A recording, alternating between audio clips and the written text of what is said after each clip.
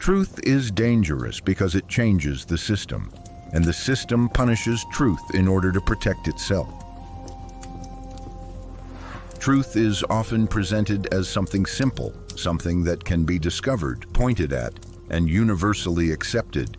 Yet history shows us that truth has rarely been simple and almost never comfortable, because truth does not merely inform, it disrupts, unsettles, and forces people to confront realities they would rather avoid.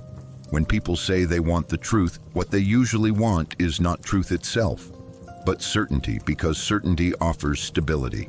And stability creates a sense of safety, while truth does the opposite, whispering uncomfortable possibilities such as, "You might be wrong," or "The world you believe in may not be what you think it is." Ideas that immediately produce anxiety rather than relief. Throughout history, truth has never existed in isolation.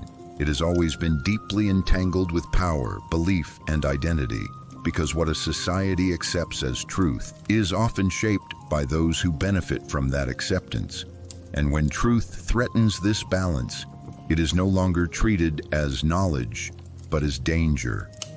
In ancient times, humanity believed the earth stood at the center of the universe, not merely because it seemed logical, but because it placed humans at the center of existence, giving meaning, order, and reassurance to a fragile world.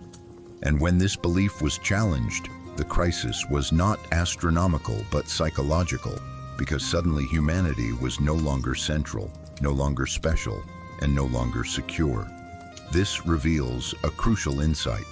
Truth does not only correct falsehoods, it reshapes how humans understand themselves, and people rarely react calmly when their self-image is threatened. Philosophers have long observed that truth rarely arrives welcomed and celebrated. Instead, it moves through predictable stages.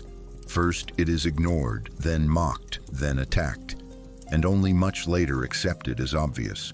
But between these stages, those who speak truth often pay a heavy price. History presents a striking paradox. Societies claim to value truth, yet consistently punish those who reveal it. Because truth-tellers do not reinforce systems, they expose their fractures, and systems built on fragile foundations cannot tolerate exposure. Truth can take many forms: a statement, a question, a discovery, or even silence. But in every form, it challenges existing narratives, and not all systems survive being questioned, especially those that rely on fear, habit, and unquestioned obedience. Human psychology deepens this conflict because the mind naturally resists contradiction. It seeks comfort, familiarity, and confirmation, while truth introduces doubt, tension, and change. And thinking deeply is often far more exhausting than fighting openly. Perhaps this is why, throughout history, truth has been punished before it has been understood, because punishment is not only meant to silence the individual, but to warn everyone else. See what happens when this is said. At this point, truth ceases to be a purely philosophical concept and becomes a social and political force, shifting the question from what is true to something far more dangerous: who is allowed to say it? This is where our story begins, because if truth were simply about being correct, history would not be filled with prisons, exiles, trials, and executions of those who spoke it, which means the problem has never been truth itself, but what truth has the power to change. More than 2,000 years ago, Plato described a story that still explains human behavior better than most modern theories, not because it was complex, but because it was disturbingly accurate. He called it the allegory of the cave.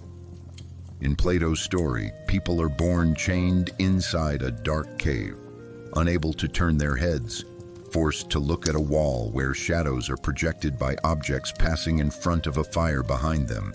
And because these shadows are the only reality they have ever known, they naturally assume that the shadows are the truth itself. They name them, they argue about them, they build beliefs around them, and most importantly, they feel safe with them. Because shadows never challenge the rules of the cave. Then one prisoner is freed. At first the light hurts his eyes, the fire blinds him. The outside world overwhelms him. Truth does not arrive as enlightenment. It arrives as pain. This is the first reason truth is uncomfortable. It disorients before it clarifies. The freed prisoner struggles, resists, and even wishes to return to the cave, because illusion, no matter how false, feels familiar, while truth feels hostile, demanding, and unforgiving.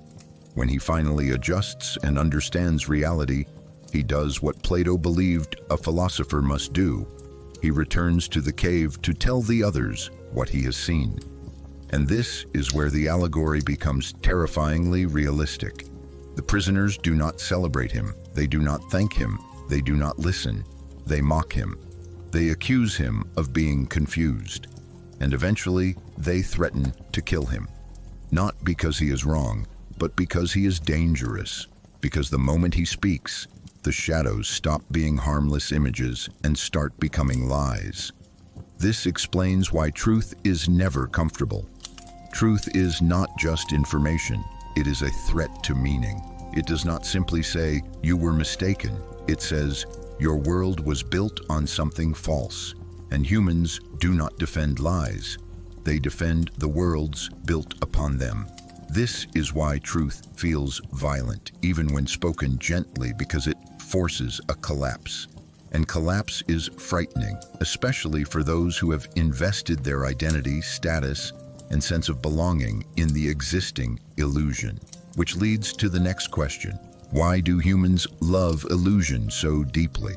The answer is not stupidity. It is survival. Illusions offer coherence. They reduce complexity. They explain suffering. Illusions tell us who we are, where we belong, and what is expected of us. And in return, they ask for obedience, not understanding. Truth, on the other hand, offers no comfort guarantees. Truth introduces uncertainty. Truth creates responsibility. Truth removes excuses. To accept truth is to accept that you might need to change your beliefs, your loyalties, even your identity. And for most people, that price feels far higher than the benefit of being correct. History confirms this pattern again and again. Those who challenged religious certainty were labeled heretics. Those who questioned political myths were called traitors. Those who exposed social illusions were punished as destabilizers, not because their ideas failed, but because their ideas worked. Plato understood something fundamental. Societies are not held together by truth alone, but by shared illusions. And when those illusions collapse too quickly, chaos follows, which is why systems instinctively attack truth-tellers.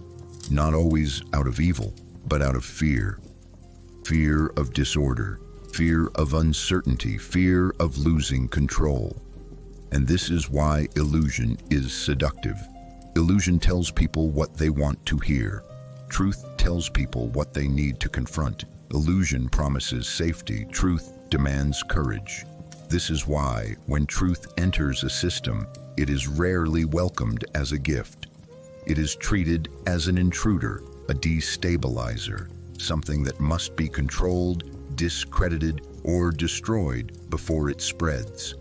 Plato's cave was never just a story about ancient philosophy.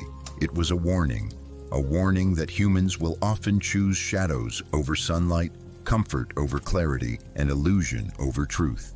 Not because truth is false, but because truth is costly.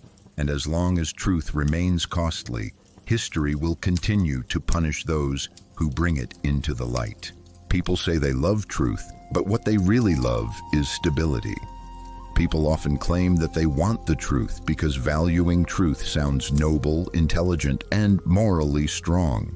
Yet history and human behavior repeatedly reveal something far less idealistic, that most people only want truth as long as it does not threaten the structure of their lives, their beliefs, or the world they have learned to feel safe within. What humans truly crave is not truth, but stability, because stability provides predictability, and predictability creates psychological safety, allowing people to wake up each day believing they understand how the world works, what is expected of them, and where they belong within it. Truth, on the other hand, is rarely gentle because it introduces uncertainty, disrupts routines, and forces individuals and societies to confront uncomfortable questions such as, what if everything we believed was wrong? Or what if our success, morality, or identity is built on a lie? Questions that feel less like enlightenment and more like existential threats. History consistently confirms this pattern. In ancient Athens, a society that proudly considered itself rational and enlightened, people claimed to value wisdom and debate. Yet when Socrates openly questioned common assumptions and exposed how little people truly knew, his pursuit of truth was not celebrated as intellectual courage, but condemned as social disruption because his questions threatened the stability of shared beliefs that held the city together. During the Middle Ages, European societies declared absolute devotion to divine truth. But this devotion only existed within carefully controlled boundaries, because when new astronomical truths challenged humanity's central position in the universe, the resistance was not rooted in scientific doubt, but in fear, since accepting those truths would destabilize humanity's sense of meaning, purpose, and divine importance. People did not reject these ideas because they were incomprehensible. They rejected them because they were destabilizing. Illusions, unlike truth, offer emotional comfort. They simplify reality. They assign blame. They explain suffering without demanding change. Truth does the opposite. Truth demands responsibility. Truth demands adjustment. Truth demands the painful admission that comfort may have been purchased at the cost of honesty. This is why societies often tolerate lies longer than they tolerate truth, because lies maintain order, while truth invites transformation, and transformation threatens those who benefit from the existing arrangement. Empires, institutions, and ideologies throughout history have instinctively understood this, which is why they have repeatedly punished truth-tellers, not necessarily because they were wrong, but because they were effective, because a single uncomfortable truth can unravel narratives that took generations to construct. Psychology reinforces this reality. The human mind is wired to avoid cognitive dissonance, the mental stress caused by holding contradictory beliefs, which is why people often reject evidence that challenges their worldview, preferring familiar falsehoods over unfamiliar truths, even when the truth is logically stronger. In this sense, choosing illusion is not a sign of ignorance, but of self-preservation. At a personal level, individuals may say they value honesty, but at a collective level, societies prioritize continuity, because continuity ensures survival, hierarchy, and identity, while truth threatens to rearrange all three. If humanity truly loved truth more than stability, history would not be filled with repeated mistakes, repeated injustices, and repeated collapses, because each new truth would correct the last failure. Yet instead, we observe the same patterns resurfacing under new names, new leaders, and new symbols. This reveals a deeply uncomfortable conclusion. People love the idea of truth, but they live for stability. And as long as stability feels safer than transformation, truth will continue to be resisted, delayed, and punished. Not because it is false, but because it refuses to leave the world unchanged. Power does not collapse because of enemies at the gates. It collapses when people stop believing the story that justifies its existence, and this is precisely why truth has always been more dangerous to power than rebellion, violence, or war. Revolutions can be crushed, armies can be defeated, but truth does something far more destructive. It redefines reality. Every system of power is built on a narrative a carefully maintained explanation of why certain people rule, why certain rules exist, and why obedience is necessary. And as long as this narrative remains unquestioned, power appears natural, inevitable, and even legitimate. Truth threatens power because it asks a forbidden question. Why? Why should this person rule? Why should this law exist? Why should this suffering be accepted as normal? The moment these questions are asked, power is forced to defend itself, and defense is the first sign of weakness. Throughout history, rulers have understood something instinctively. People do not obey force alone. They obey meaning because force without meaning produces fear, but fear without belief eventually produces resistance, and belief can only survive as long as truth is controlled. This is why power fears truth more than lies told by enemies. Lies from outside can be dismissed as propaganda. Truth from within cannot. When truth comes from a philosopher, a scientist, a witness, or an insider, it destabilizes authority at its core because it exposes the gap between what power claims to be and what it actually is. In ancient Athens, democracy prided itself on reason and debate. Yet when Socrates used truth not as doctrine but as questioning, the city responded with execution because his questions did not attack the state directly. They attacked the confidence of its citizens, revealing how fragile their knowledge and certainty truly were. In medieval Europe, kings and churches did not fear ignorance. They depended on it, because ignorance preserves hierarchy, while truth equalizes, making people realize that authority is not divine by nature, but constructed, maintained, and enforced. When Galileo challenged the geocentric model of the universe, the threat was not astronomical, but political and theological, because a universe no longer centered on Earth was also a universe no longer centered on inherited authority, tradition, and unquestioned truth. Truth threatened power because it removed humanity from the center. And once humans are no longer central, neither are their rulers. This pattern repeats endlessly. Truth exposes that laws are not eternal. Truth exposes that borders are not sacred. Truth exposes that traditions are choices made by the past, not commands issued by destiny. Power survives by presenting itself as permanent. Truth reveals that it is temporary. This is why power reacts to truth with punishment rather than debate. Debate implies equality.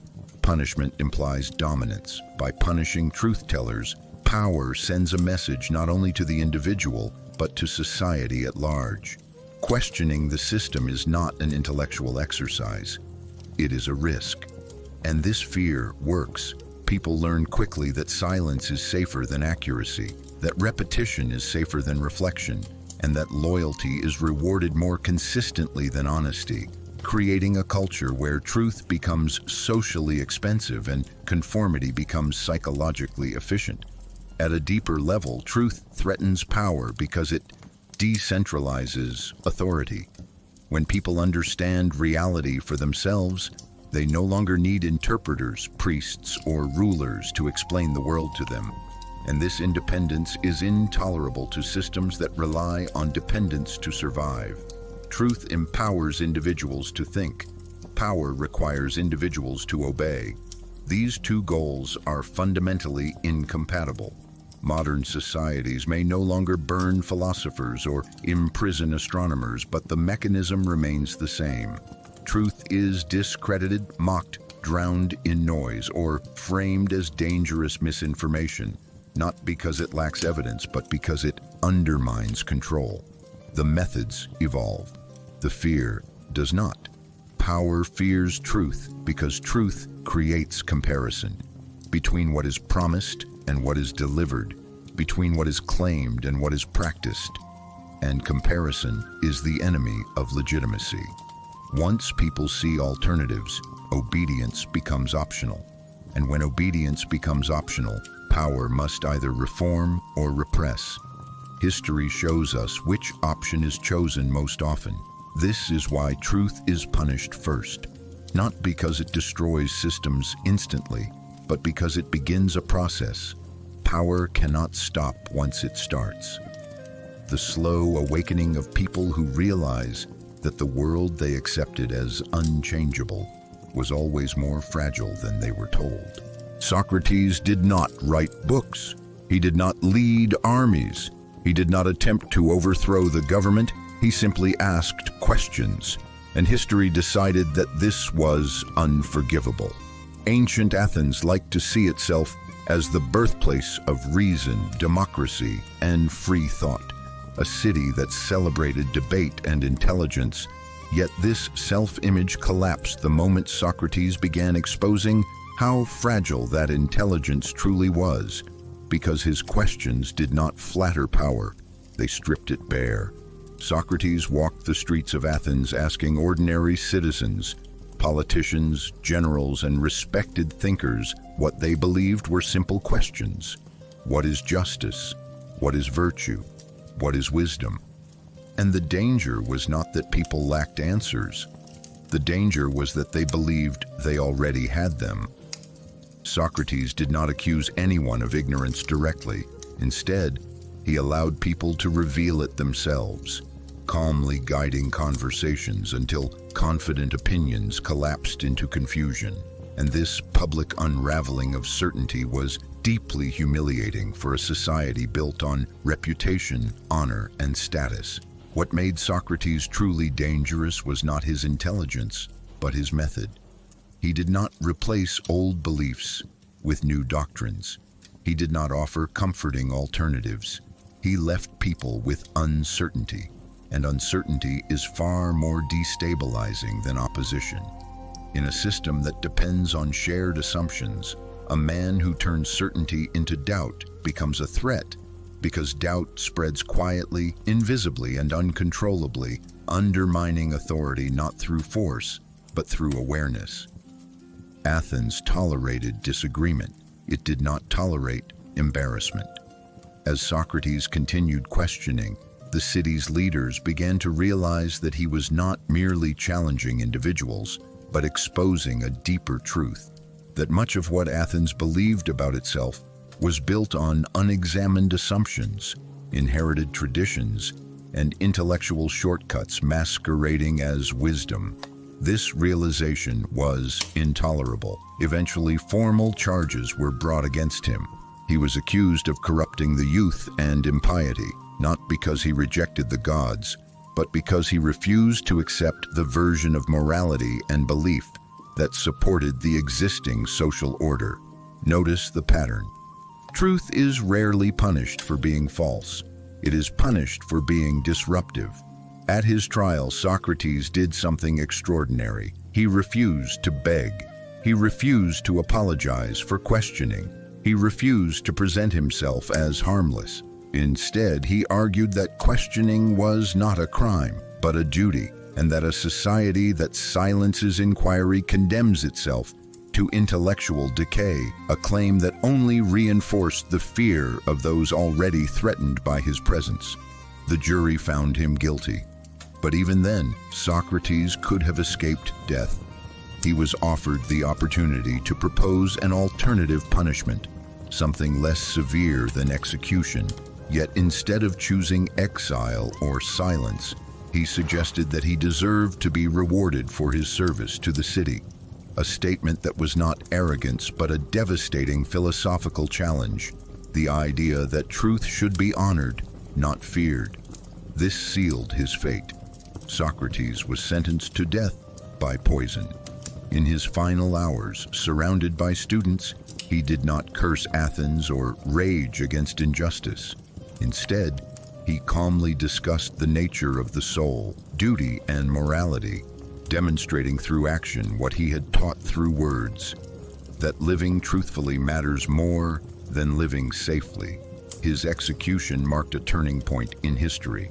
Athens killed Socrates not because it hated truth, but because it loved stability more. His questions threatened to destabilize the intellectual comfort that allowed citizens to feel wise without examination, morale without reflection, and just without effort. By killing Socrates, Athens sent a clear message. Questioning the foundations of society is more dangerous than ignorance, and yet the irony is brutal. Socrates died, but his questions survived. The city that executed him is remembered less for its power than for the man it silenced, because truth does not need armies to endure. It only needs memory. Socrates proved something that history would repeat endlessly, that asking questions can be more threatening than making accusations, and that societies will often destroy those who expose their intellectual illusions, not because those illusions are sacred, but because without them, the system feels unbearably unstable. He asked questions. They killed him. And in doing so, they confirmed the very truth they feared, that power collapses the moment people begin to think for themselves. Galileo did not challenge a king, an army, or a government directly. He challenged something far more sacred, the structure of the universe as power understood it. For centuries, Europe lived inside a carefully ordered cosmos, a universe where Earth stood immobile at the center, surrounded by perfect heavenly spheres, watched over by God, interpreted by the Church, and explained through inherited authority rather than observation, a model that offered not only scientific certainty, but emotional and political stability. This universe told people who they were. It told them where they stood. And most importantly, it told them who had the right to interpret reality. Galileo changed this with a telescope. When he turned his lens toward the night sky, he did not see perfection. He saw imperfections, craters on the moon, spots on the sun, and moons orbiting Jupiter instead of Earth. Discoveries that quietly but decisively shattered the idea that everything in the heavens revolved around humanity and its rulers. The danger of Galileo's work was not that it contradicted Scripture directly, but that it replaced authority with evidence, tradition with observation, and belief with demonstration. And in doing so, it threatened the intellectual monopoly that power had long enjoyed over truth. If Earth was not the center, then humanity was not the center. And if humanity was not the center, then neither were its institutions. This was the real threat. Galileo did not shout. He did not rebel. He simply showed, and showing was unforgivable. For the Church, accepting Galileo's findings would not merely mean adjusting astronomy textbooks. It would mean admitting that centuries of interpretation could be questioned by a single man with a tool and the courage to trust his own eyes. Truth, once visible, becomes contagious. Galileo's ideas spread rapidly among scholars, and with them spread a far more dangerous notion that reality could be understood without permission, that one did not need institutional authority to access truth, only curiosity, patience, and reason. Power responded predictably. Galileo was summoned, warned, and eventually tried, not because his observations were disproven, but because they were persuasive. And persuasion is a threat to systems built on obedience rather than understanding. During his trial, Galileo was not asked to prove his claims scientifically. The evidence was already too strong. He was asked to deny them publicly, because power does not fear private truth, it fears public acceptance. Faced with the threat of torture and execution, Galileo recanted. He spoke the words power demanded, but even in submission, the damage was done. The universe had already shifted. The Earth continued to move, whether acknowledged or not, and this revealed a fundamental truth about power. It can force silence, but it cannot force reality to change. Galileo's punishment was not meant to correct him, it was meant to warn others. It told the world, observe carefully, but speak cautiously. Think freely, but submit publicly. This pattern would repeat again and again in history. Galileo lived under house arrest for the rest of his life, isolated, watched, and silenced. Yet his ideas escaped confinement because truth does not require freedom to exist. It only requires time. The irony is unmistakable. The institution that condemned Galileo claimed to defend divine truth, yet feared empirical truth, because empirical truth cannot be controlled, interpreted selectively, or confined to authority. It belongs to anyone willing to look. Galileo revealed that power's greatest fear is not contradiction, but independence, because an independent mind does not ask permission before understanding. And once people learn to look for themselves, power loses its exclusive role as the interpreter of reality.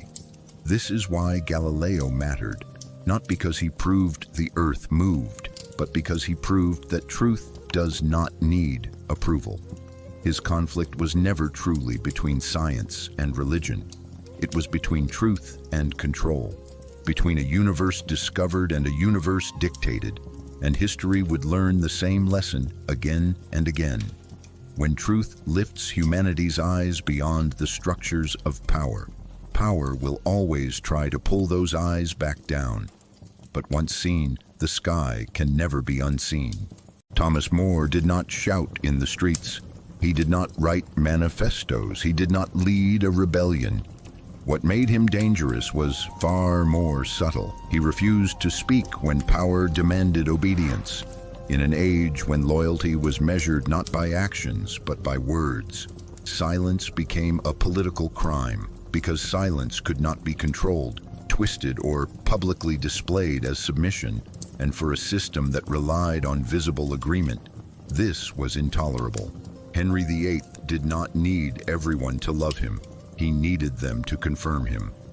When the king declared himself the supreme head of the church, the demand was simple: sign the oath, speak the words, affirm the new reality, and continue living safely within the system. Thomas More understood the trap immediately. To speak was to legitimize.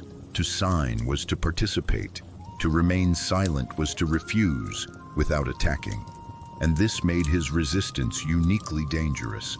More believed that power feeds on affirmation, not force, because a ruler can survive enemies but cannot survive doubt disguised as compliance, and silence preserves doubt in its purest form. By refusing to speak, More denied the king what he needed most: moral confirmation. He did not say, "You are wrong." He did not say, "I oppose you." He said nothing, and nothing in this context spoke louder than rebellion. Silence exposed a terrifying truth about authority, that its legitimacy depends on participation, and when participation is withdrawn, even peacefully, power begins to wobble. The state could not tolerate this. If silence were allowed, it would spread. Others might realize they too could avoid open confrontation while refusing inward surrender, creating a population that appeared obedient but remained unconvinced. And such a population is the nightmare of every regime. This is why More's silence was reframed as treason, not because he acted against the king, but because he refused to act for him. In prison, More was pressured repeatedly to speak, to clarify his position, to explain himself, because explanation creates leverage, and words can be manipulated, but silence offered no foothold. Every day he remained silent. He proved that conscience does not require expression to exist. More understood something deeply unsettling for power: that resistance does not always announce itself, and that the most effective defiance may appear as calm obedience, while internally remaining unyielding. At his trial, the absurdity of the charges revealed the fear beneath them. He was accused not of rebellion, but of refusing to confirm reality as power defined it, and this forced the court to twist silence into guilt, proving that the system itself recognized how threatening his restraint truly was. Even then, More could have saved himself. A single sentence, a single spoken affirmation, a brief surrender of language. But he chose death over participation. His execution was not meant to punish a criminal. It was meant to erase a precedent. The idea that one could stand within the system, follow the law outwardly, and yet refuse to surrender inward freedom. Thomas More's silence revealed something history rarely acknowledges, that power depends not only on obedience, but on shared belief. And when belief is withdrawn quietly, power has no visible enemy to fight, only a growing emptiness beneath its authority. Centuries later, More's resistance remains unsettling because it challenges a comforting myth that courage always looks loud, dramatic, and confrontational. Sometimes courage looks like refusal to speak. Sometimes resistance is simply the decision not to lie. And sometimes the most dangerous thing a person can do is deny power the words it needs to survive. Thomas More did not defeat the crown, but he exposed its fragility.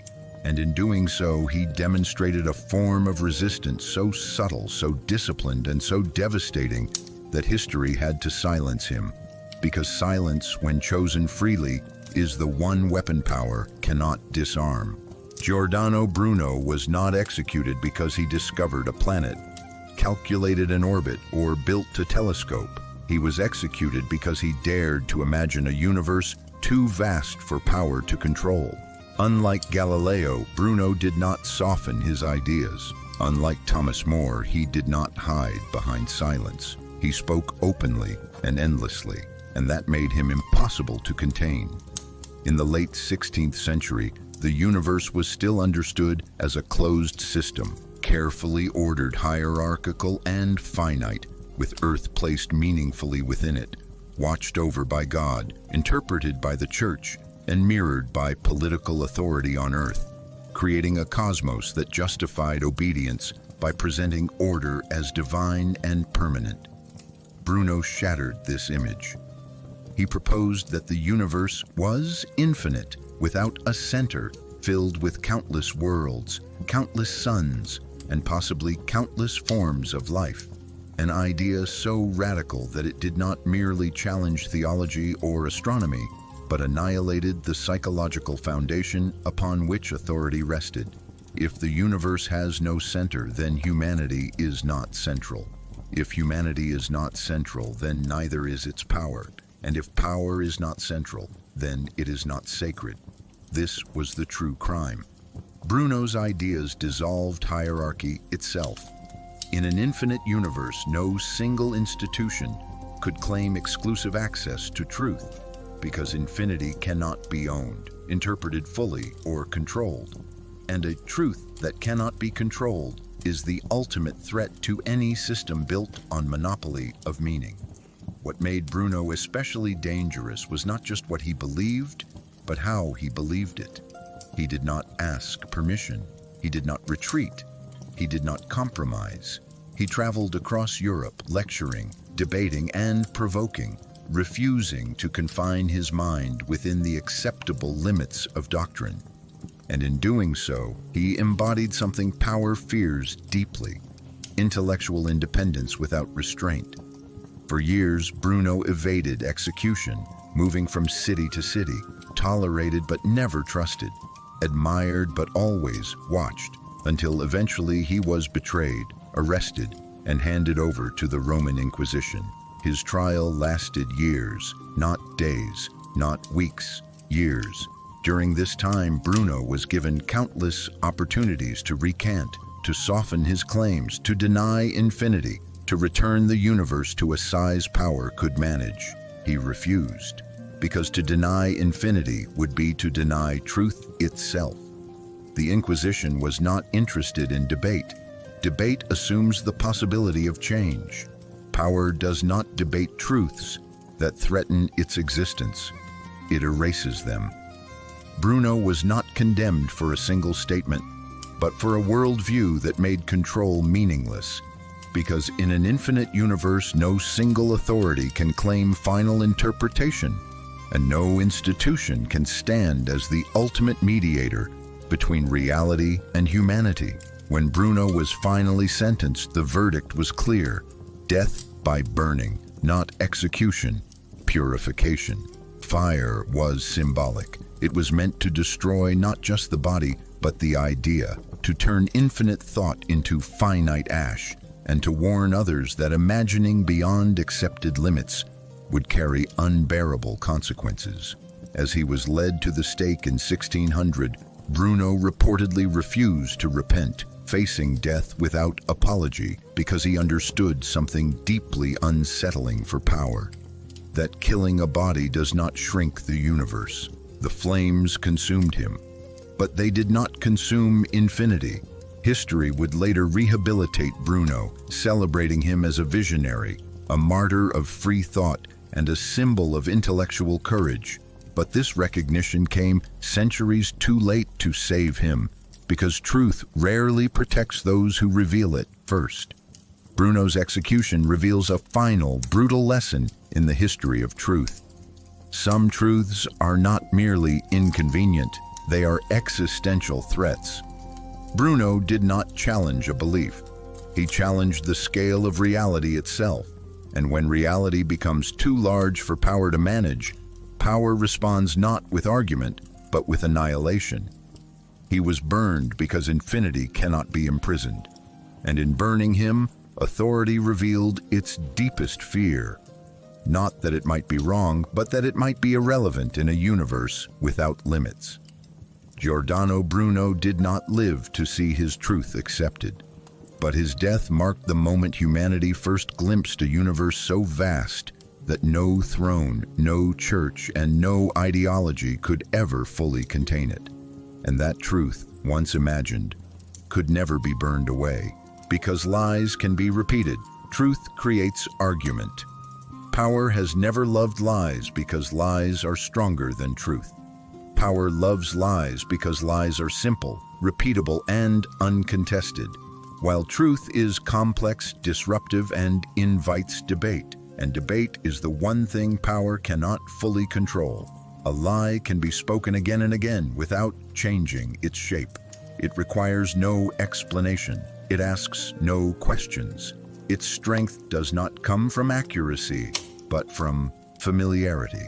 The more a lie is repeated, the more it feels normal. And what feels normal is rarely challenged, because the human mind is wired to accept repetition as reassurance, not as a warning. Power learned this early.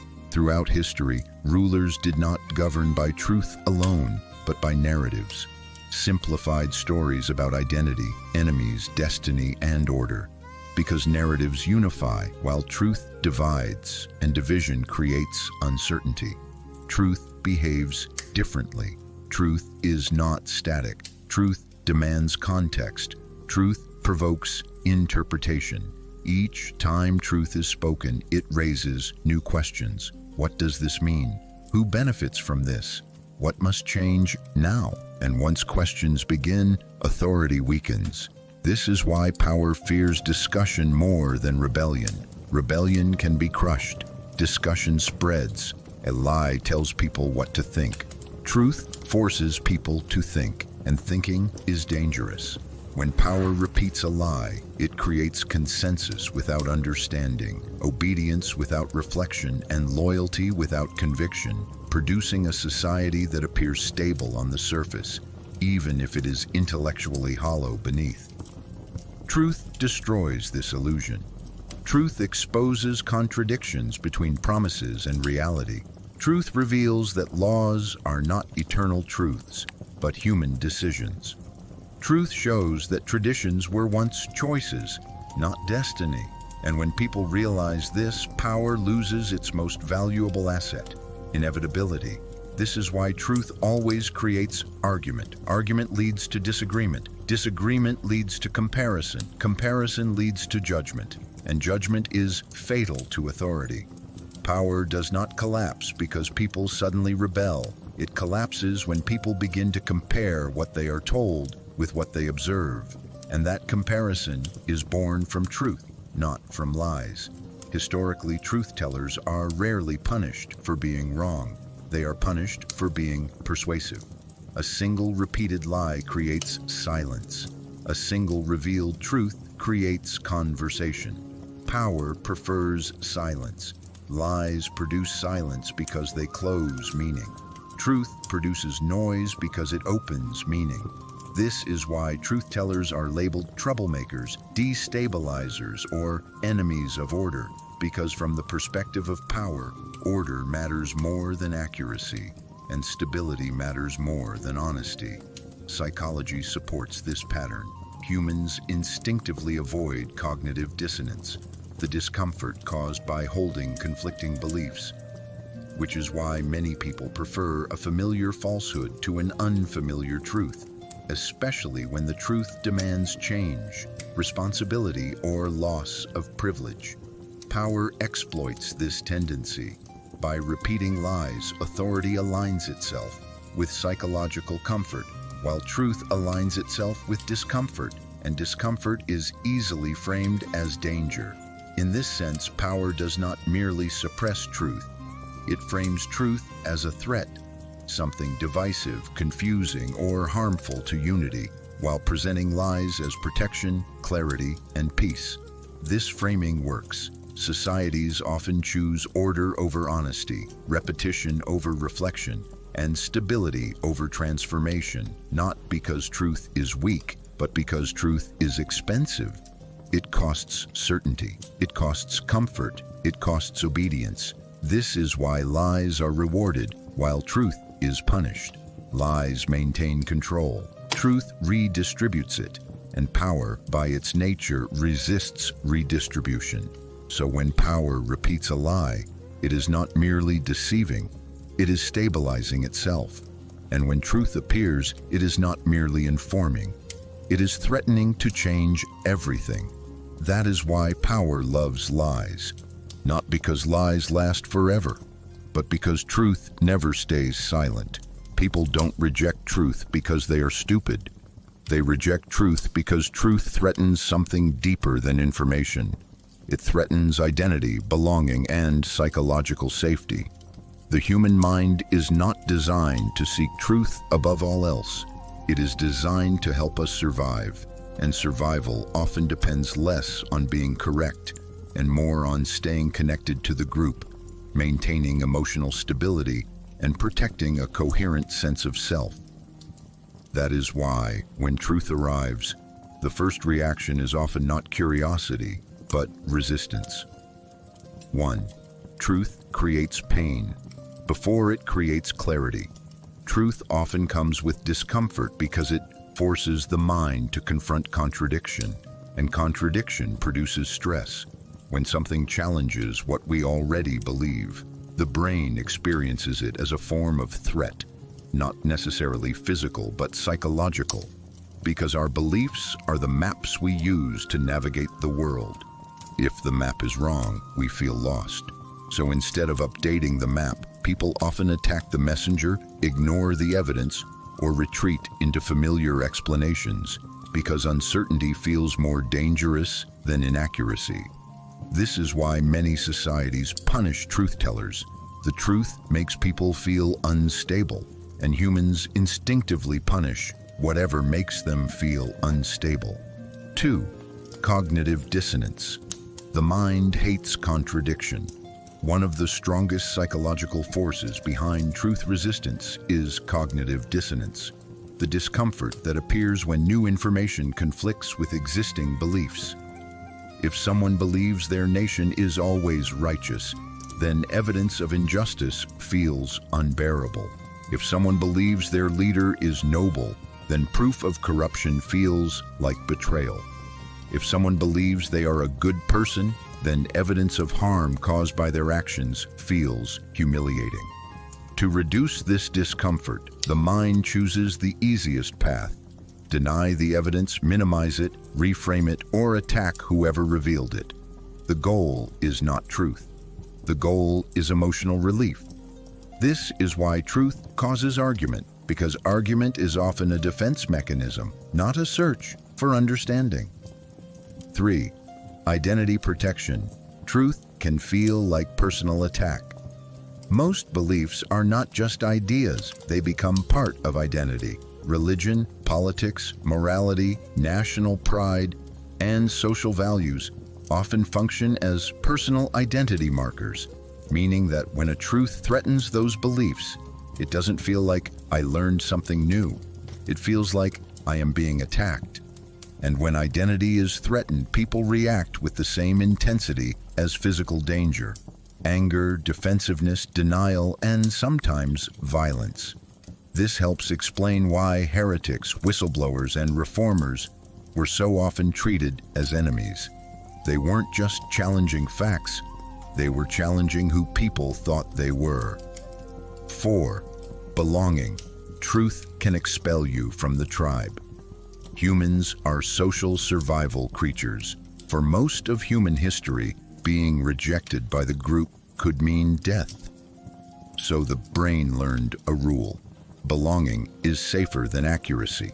This is why people sometimes reject truths they privately suspect are real, because admitting those truths would separate them from their community, family, religion, party, or nation. In many historical moments, people did not follow the crowd because the crowd was right. They followed the crowd because the crowd was powerful, and isolation was terrifying. Truth can cost you relationships. Lies can protect them. So many people choose the lie. 5. The comfort of simple stories. Truth is often complicated. It has nuance, trade-offs, context, and uncertainty. But humans prefer simple stories because simple stories reduce anxiety.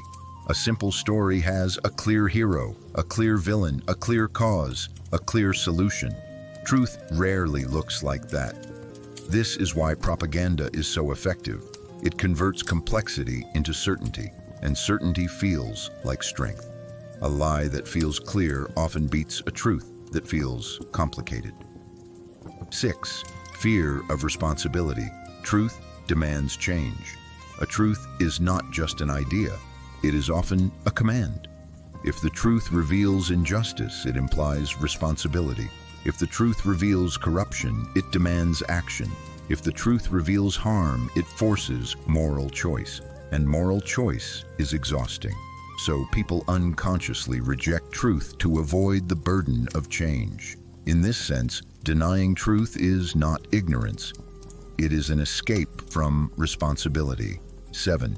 Authority and trust. Who said it? People don't evaluate truth purely by evidence. They evaluate it by source because trusting evidence takes effort. But trusting a person or institution feels easier. So when truth comes from a disliked source, it is rejected even if it is correct. And when falsehood comes from a trusted source, it is accepted even if it is wrong. This is why regimes protect official truth, and why dissenters are framed as unreliable. Once trust is destroyed, evidence no longer matters. This psychology becomes history when systems exploit it. When Socrates asked questions, he triggered dissonance, identity threat, and social embarrassment. Athens removed him. When Galileo revealed an inconvenient universe, he threatened the authority that defined meaning. The institution demanded recantation. When Thomas More refused to affirm the king's supremacy, his silence threatened social unity. The state made an example of him. Each case is different, but the psychological mechanism is the same. Truth destabilizes. Humans resist instability. Power weaponizes this resistance. So people oppose truth not because they hate reality, but because they fear what reality will do to their identity, their tribe, their comfort, and their responsibilities. And this is why truth is punished first. Because psychologically, punishing truth restores the feeling of stability, even if stability is built on illusion. Cognitive dissonance is one of the most powerful forces in human psychology, not because it controls what people think, but because it controls how people protect themselves from emotional pain, since it emerges when a person is forced to hold two conflicting ideas at the same time. I am right, and I might be wrong. A tension the human mind finds deeply uncomfortable and instinctively tries to eliminate. People often believe that refusing to admit mistakes is simply arrogance, But in reality, it is more often an act of psychological self-preservation, because admitting error is rarely just about facts. It can feel like an attack on identity, dignity, and self-worth. 1. Why do people refuse to admit they are wrong? Because mistakes are rarely isolated ideas. Over time, beliefs become investments. People invest years of trust, loyalty, emotion, and public defense into ideas, leaders, nations, religions, and moral positions. And once that investment is made, admitting error feels less like I learned something new and more like a part of my life was built on a lie. And that realization is devastating. Admitting a mistake can mean admitting I defended the wrong thing. I trusted the wrong people. I hurt others for no reason. My sense of judgment failed. For the brain, this is not intellectual discomfort. It is existential threat. So instead of changing beliefs, the mind changes explanations. The evidence is fake. The source is biased. This is propaganda. You don't understand the full context. These reactions protect emotions, not truth. People do not reject truth because they lack logic. They reject truth because they are trying to avoid shame, guilt, and loss of identity. 2. How cognitive dissonance distorts reality. When reality clashes with belief, the brain often chooses the path of least pain. If someone sees themselves as moral and just, but is confronted with evidence that their actions or group caused harm, they face two options: accept responsibility and change self-image. Reframe the harm as justified, exaggerated, or deserved. The second option is easier. This is why entire societies have justified cruelty, discrimination, and violence while still believing themselves to be righteous. Because cognitive dissonance transforms moral discomfort into moral certainty. Truth is not rejected because it is unclear. It is rejected because it is too clear. Accepting it would demand accountability, and accountability threatens emotional stability. 3. Why are truth-tellers labeled traitors? Because truth does not merely challenge facts. It challenges group cohesion. Humans are tribal by nature. Belonging provides safety, identity, and meaning. Every group survives on a shared story, a narrative that explains who we are, why we are right, and why they are wrong. And this story does not have to be fully true. It only has to be shared. A truth teller introduces cracks into that story, and cracks feel dangerous. From the group's perspective, the truth teller weakens unity, exposes vulnerability, gives ammunition to enemies, disrupts stability. So the truth teller is reframed, not as someone seeking accuracy, but as someone threatening survival. This is where the word traitor appears. Calling someone a traitor is not an argument. It is a social weapon designed to end discussion without addressing evidence. Once someone is labeled a traitor, their facts are no longer examined, their motives are questioned, their voice is dismissed as dangerous. This tactic appears again and again in history.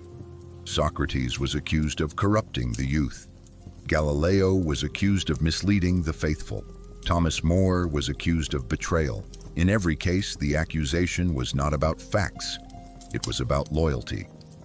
4. Belonging feels safer than truth. At a deep psychological level, the human brain prioritizes belonging over accuracy because for most of evolutionary history, being rejected by the group meant death. So the mind learned a rule. It is safer to be wrong together than right alone. Truth can isolate, illusion can unite. That is why people often privately suspect the truth but publicly reject it, because social exile feels more dangerous than intellectual error. 5. The final pattern. Cognitive dissonance explains a brutal historical pattern. Truth creates discomfort. Discomfort triggers defense. Defense seeks a target. The truth teller becomes the target. The problem is never that the truth exists. The problem is that the truth forces change, and change threatens identity, loyalty, and emotional stability. So instead of changing beliefs, societies punish messengers. This is why truth is called betrayal. Not because it harms the group, but because it reveals what the group does not want to see. And humans punish what causes pain.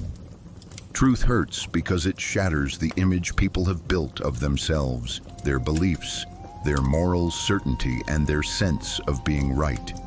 And the human mind experiences this shattering not as enlightenment, but as threat. Because the brain did not evolve to seek truth at any cost. It evolved to avoid pain and preserve psychological stability. Pain, whether physical or emotional, is registered by the brain as danger, and danger demands an immediate response, which is why humans instinctively react against whatever causes pain, even when that pain comes from truth rather than harm. When people encounter truth, they do not respond first with reason. They respond with feeling, and that feeling is often shame, fear, guilt, or humiliation, because truth has a way of saying, "You were wrong, your side was not innocent," or "You participated in something harmful." And these realizations cut deeply into the human ego, and humans do not negotiate with pain. They try to eliminate it. History shows this pattern with brutal clarity. When Socrates asked questions in Athens, he did not attack the state, raise weapons, or incite rebellion. Yet his questions forced people to confront their own ignorance, and that confrontation was painful because it stripped away the comforting belief that they were wise, moral, and knowledgeable. The pain did not come from Socrates' words. It came from self-recognition. And instead of enduring that pain and growing from it, the city chose the faster relief, removing the source of discomfort. Socrates was executed. The pain subsided. The illusion returned. The same mechanism appears centuries later when humanity was told that Earth was not the center of the universe, because this truth did not merely rearrange astronomy. It wounded humanity's sense of cosmic importance, turning humans from the focal point of creation into one element among many. And that realization created existential pain far deeper than scientific disagreement. So the truth-bearers were silenced, not because they were proven wrong, but because they were emotionally unbearable. Humans punish truth-tellers not because truth is false, but because truth forces self-reckoning, and self-reckoning is one of the most painful psychological experiences a person or society can endure. Accepting truth often means accepting responsibility. Responsibility for past actions, responsibility for past silence, responsibility for benefiting from injustice, and responsibility demands change. Change threatens comfort, change threatens identity, change threatens power. So instead of changing, people redirect the pain outward. They label the truth-teller as dangerous. They accuse them of betrayal. They frame them as enemies of order. Because if the truth-teller is the problem, then the truth itself can be ignored. This pattern repeats relentlessly through history. Galileo Galilei revealed a universe that no longer revolved around humanity, and the emotional pain of that realization was so intense that power chose denial over acceptance. Giordano Bruno imagined an infinite universe without hierarchy or center, and the pain of losing cosmic superiority was so overwhelming that it was easier to burn the man than to confront the implications of his ideas. Thomas More refused to speak words he did not believe, and his silence forced society to confront the possibility that obedience was not moral, and that realization was so painful that the system chose execution over introspection. In every case, the sequence is the same. Truth appears, pain follows, punishment begins, because punishment restores the illusion of control. Punishing the truth-teller sends a message. This pain was caused by them, not by reality. And once that message is accepted, society can return to psychological comfort without changing anything meaningful. Truth is painful because it exposes contradictions between who we believe we are and what we have actually done, and humans instinctively protect their self-image, even at the cost of justice, honesty, and progress.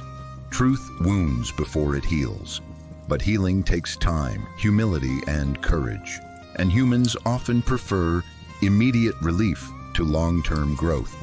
That is why lies are embraced. They anesthetize pain, and that is why truth is punished. It refuses to numb. So throughout history, truth has been treated not as a gift, but as an attack, not because it seeks destruction, but because it refuses to let humanity remain comfortable inside illusion. Truth hurts, and humans, again and again, have chosen to punish the pain rather than confront its cause. History reveals a disturbing pattern. Humanity claims to value truth, celebrate honesty, and honor courage. Yet when truth actually appears, the first response is rarely acceptance. It is fear, because truth is never just information. It is disruption, and disruption threatens the structures that give people a sense of order, identity, and control. Across centuries, the methods of punishing truth have changed, but the logic behind them has remained strikingly consistent. Truth is first dismissed, then reframed as dangerous, and finally silenced or destroyed, not because it is false, but because it destabilizes what already exists. 1. Ancient societies, when questioning itself becomes a crime. In early civilizations, truth was often punished not for what it said, but for the fact that it asked questions, because questioning immediately implies that authority, tradition, or belief may not be absolute, and the mere presence of doubt can be more threatening than open rebellion. At this stage, the most dangerous individual was not the one who spoke incorrectly, but the one who questioned openly, because incorrect speech can be corrected, but questioning spreads curiosity, and curiosity cannot be easily controlled. This is why some of the earliest punishments of truth took the form of public trials, where the goal was not to discover facts, but to force the truth seeker into silence, retraction, or submission, turning the act of thinking itself into an offense. 2. Sacred order and religion. Truth reframed as heresy. As societies became more structured, truth began to threaten not only political power, but sacred authority. And when truth challenges what is considered holy, it is no longer debated, it is condemned. In these eras, truth was often labeled as heresy, blasphemy, or corruption, because once truth is framed as morally dangerous, discussion becomes unnecessary, and fear replaces reasoning. The accusation alone was enough. People no longer asked, "Is this true?" They asked, "Is this dangerous?" And danger demanded punishment. This shift was crucial because it allowed power to avoid engaging with evidence entirely, transforming truth from a question of reality into a question of loyalty and obedience. 3.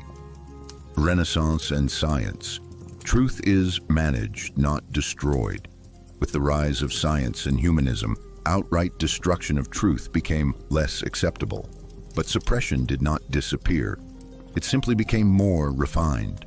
Truth was no longer always burned at the stake. It was marginalized, delayed, softened, or hidden behind institutional walls, while its messengers were discredited, isolated, or stripped of credibility. This is a more subtle punishment because, while the individual may survive, the idea is neutralized, and society is taught to associate truth with instability, arrogance, or confusion. The body is spared, but the message is weakened. 4. Law and legitimacy. Truth rewritten as a crime. One of the most effective ways to punish truth has always been through law, because law gives punishment the appearance of fairness, order, and necessity. Rather than silencing truth directly, power renames it. Truth becomes treason, subversion, corruption of the people, spreading panic, threatening national security. Once truth is given a criminal label, society itself begins to demand punishment, believing it is defending stability, not suppressing reality. At this point, truth is no longer opposed by authority alone. It is opposed by the crowd. 5. Modern times. Erasure instead of execution. In the modern world, truth is rarely punished through public execution, but it is punished through invisibility. The truth teller is not burned. They are ignored, ridiculed, drowned in noise, algorithmically buried, professionally destroyed, or socially isolated. These punishments are quieter but equally effective because humans are social beings, and social exclusion can be as psychologically devastating as physical punishment. Truth is not eliminated, it is made irrelevant. 6. The final irony. Punishment before acceptance. Perhaps the most tragic pattern in history is this. Truths that were once punished often become widely accepted later, sometimes even celebrated, while the people who first spoke them are remembered as martyrs only after they have paid the ultimate price. This reveals a crucial insight. The problem is rarely whether truth is correct. The problem is whether society is ready to bear the pain that truth brings. Truth is punished not because it is false, but because it arrives too early, when accepting it would require too much change, too much responsibility, and too much loss of comfort. So history does not show us a hatred of truth. It shows us a fear of transformation. And until humanity learns to value truth more than stability, truth will continue to be punished first, not for what it says, but for what it forces people to confront. In the ancient world, truth was not punished because it was false, but because it was unstable, because early civilizations were built on fragile agreements about order, gods, hierarchy, and meaning, and any truth that questioned these agreements threatened to collapse the delicate balance that kept society together. Ancient societies did not separate truth from order. To them, truth was not simply about reality, it was about harmony, about keeping the world predictable, the gods satisfied, and the social hierarchy intact. And when truth disrupted that harmony, it was no longer considered wisdom, but danger. In this world, asking the wrong question could be more dangerous than giving the wrong answer. Truth versus order in early civilizations. Most ancient civilizations depended on shared myths, stories that explained why kings ruled, why priests interpreted the gods, why social classes existed, and why suffering was necessary. And these myths were not viewed as lies, but as stabilizing truths, because they provided coherence in a chaotic and uncertain world. Truth that aligned with these myths was praised as wisdom. Truth that contradicted them was treated as corruption. This is why truth in the ancient world was judged not by accuracy, but by usefulness, by whether it preserved order or introduced doubt, because doubt threatened unity, and unity was survival. The crime of questioning. The most dangerous act in the ancient world was not rebellion. It was questioning, because rebellion could be crushed with force, but questioning spread invisibly, turning certainty into uncertainty and uncertainty into fear. Once people began to ask, "Why do we believe this?" or "Who benefits from this belief?" authority lost its divine appearance and became something human, constructed, and therefore vulnerable. This is why early punishments of truth often took the form of public shaming, exile, or execution, not to refute ideas but to eliminate doubt before it spread. Athens, the illusion of free thought. Ancient Athens liked to see itself as the birthplace of reason, democracy, and philosophical inquiry, a society where ideas competed freely and truth emerged through debate. Yet this image collapses when we examine how Athens responded to truths that challenged its self-conception. Athens tolerated disagreement only as long as disagreement did not undermine collective identity. When Socrates began asking seemingly simple questions about justice, virtue, and wisdom, he did not present an alternative ideology. He exposed ignorance, and this exposure was deeply humiliating for a society that believed itself enlightened. Socrates did not threaten Athens with violence. He threatened it with self-awareness. His method revealed that many Athenians defended beliefs they could not explain, values they could not justify, and moral claims they could not examine, and this realization created psychological pain because it shattered the comforting belief that they were wise simply by belonging to a wise city.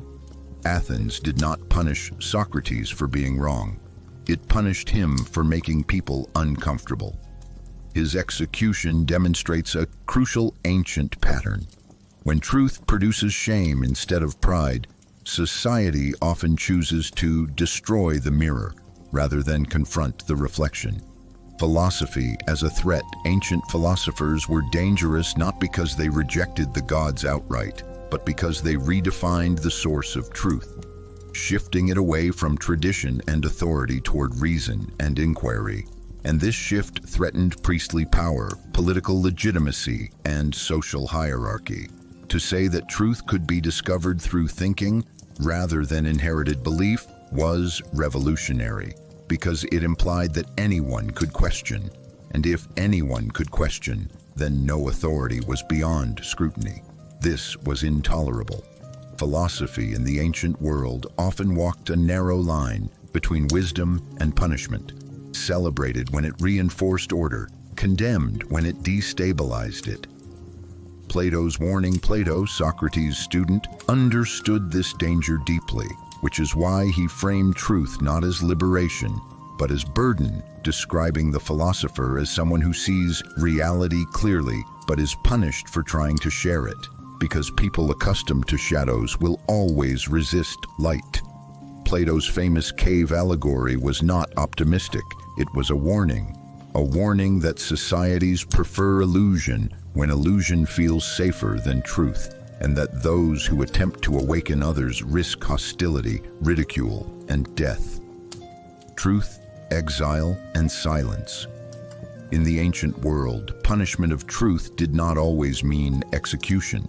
Often it meant exile, silence, or erasure from public life, because removing someone from the community was equivalent to death in societies where identity depended on belonging. To be cast out was to lose voice, memory, and meaning. In the Middle Ages, truth did not disappear. It became dangerous because it no longer belonged to inquiry, but to authority, and once truth is owned by power, any alternative explanation becomes not a disagreement, but a crime. Unlike the ancient world, where truth threatened social harmony, the medieval world transformed truth into something sacred and untouchable, guarded by religious and political institutions that claimed exclusive rights to interpretation, meaning that truth was no longer discovered. It was declared. And what is declared can be defended with punishment. Truth as sacred order. Medieval society was built on a fragile but powerful promise that the universe was ordered, purposeful, and morally structured, with God at the top, kings ruling by divine right, and every person occupying a predetermined place in the hierarchy. And this structure gave meaning to suffering, obedience, and inequality. Truth in this system was not meant to be questioned, because questioning truth meant questioning God's design, and questioning God's design meant threatening the moral foundation of the entire world. This is why medieval truth was not flexible. It had to be stable, and stability demanded silence. The rise of heresy as a weapon. Once truth became sacred, disagreement became heresy, and heresy was not treated as error, but as contamination, because a wrong idea could spread, infect others, and destabilize belief. which made truth policing a matter of survival rather than debate. Heresy was dangerous not because it disproved doctrine, but because it invited people to think independently, and independent thinking weakened the authority of institutions that relied on obedience rather than understanding. To label an idea heretical was to end the conversation. Evidence no longer mattered. Logic no longer mattered. Loyalty did. The Inquisition, fear institutionalized. The creation of inquisitorial courts formalized the punishment of truth, turning belief into a legal matter where suspicion alone could justify interrogation, imprisonment, or execution, and truth was measured not by reality but by conformity. Confession was valued more than accuracy. Repentance mattered more than evidence. This revealed a terrifying reality. Medieval power was less concerned with what was true than with what was repeated, because repetition maintained unity while truth created fracture. Knowledge as a threat. Books became dangerous. Ideas became dangerous. Translation became dangerous, because literacy allowed individuals to encounter truth without mediation, bypassing priests and authorities who had long controlled interpretation, making access to knowledge itself a threat to power. This is why books were censored, libraries controlled, and learning restricted, because once truth could be read privately, authority lost its monopoly over meaning. Knowledge without permission was rebellion.